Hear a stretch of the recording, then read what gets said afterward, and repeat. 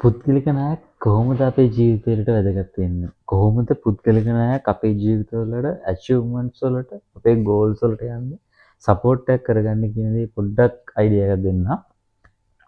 ඒ කියන්නේ අපි ගොඩක් වෙලාවට අපේ ඒජ් එකත් එක්ක අපේ වයස් මට්ටමත් එක්ක අපිට විවිධ අවස්ථාවලදී අපිට විවිධ ඇචීව්මන්ට්ස් වලට යන්න වෙනවා. ඒ කියන්නේ අපිට වාහනයක් ගන්න වෙන්න පුළුවන්. අපිටම කියලා ලෑන්ඩ් එකක් ගන්න වෙන්න පුළුවන්.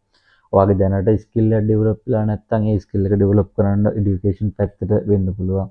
ඔයාගේ දැනට මේන්ලි ඔයා ඉමේජස් ෆන්ඩ් බිල්ඩ් අප් කරගෙන නැත්නම් ඉමේජස් ෆන්ඩ් බිල්ඩ් අප් කරගන්න වෙන්න පුළුවන්.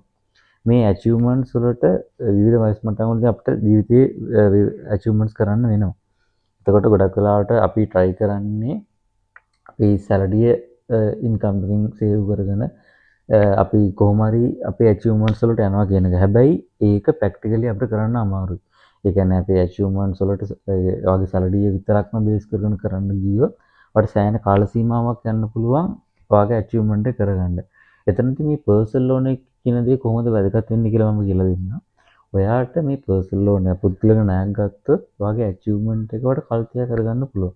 ඒ කියන්නේ කෙනෙක් හිතනවා නම් දැන් සාමාන්‍ය 25 30 අතර වගේ කෙනෙකුට නම් එයාට වෙහිකල් එකක් ගන්න අයිඩියාවක් තියෙනවා නම් එයා හිතනවා නෑ මට තව කල් තියෙනවා මට එතකොට තව ඉස්සරහට මට මගේ කියන්නේ සැලරි එකකින් ගියක් හරි ඉතුරු කරගෙන ගිහිල්ලා මට මගේ පර්සනල් ලෝන් එක කියන්නේ වෙහිකල් එකේ ඩ්‍රීම් එක අචීව් කරගන්න පුළුවන් වෙයි කියලා.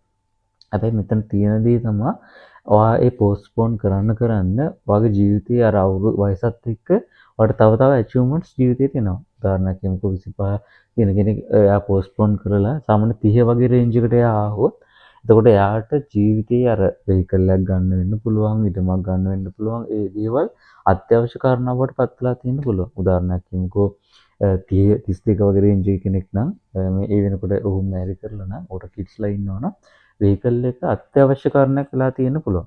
ඒ වගේ වෙනකොට ඔයා ඒ දේ ඇචීව් කරලා නැත්තම් මොන ක්‍රමයකින් හරි ඒ දේ ඇචීව් කරගන්න වෙයි.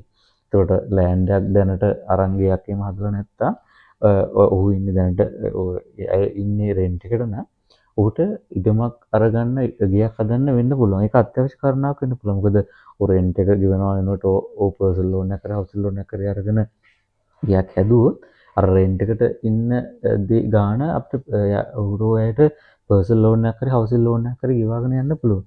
එතකොට අපි දැනට ඒ කාල සීමාවෙන් ඉඳන් ඔහුගේ ඇචීව්මන්ට් ස්ටෙප් බයි ස්ටෙප් කරගෙන ගියොත් සාමාන්‍ය අවුරුදු 30 35 40 වගේ වෙනකොට ෆයිනෑන්ෂියලි ඔහු ෆ්‍රී. එතකොට ඔහුට ඇචීව් කරන්න දේවල් ඔහු ස්ටෙප් බයි ස්ටෙප් ඇචීව් කරලා ඉවරයි. හැබැයි අර 35 32 වගේ කාල සීමාවෙදී ඔහු මුකුත් ඇචීව් කරගෙන තිබ්බේ නැත්තම් ඒ ටයිම් එකේදී ඔහුට ඇචීව් කරන්න ගොඩක් දේවල් තියෙනවා. එතකොට ඔහුගේ එන ඉන්කම් එකෙන් ඔහුට ඔක්කොම ඇරේන්ජ් කරගන්න බෑ.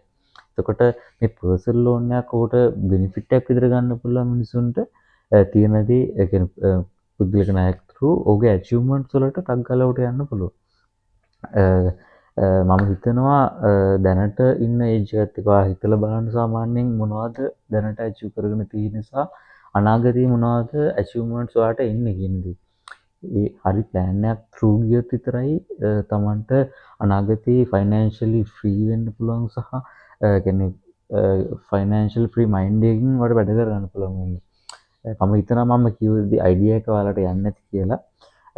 මේ වගේ ෆයිනෑන්ෂියල් ටිප්ස් දැනගන්න ඕන නම් මාව ෆලෝ කරලා තියාගන්න.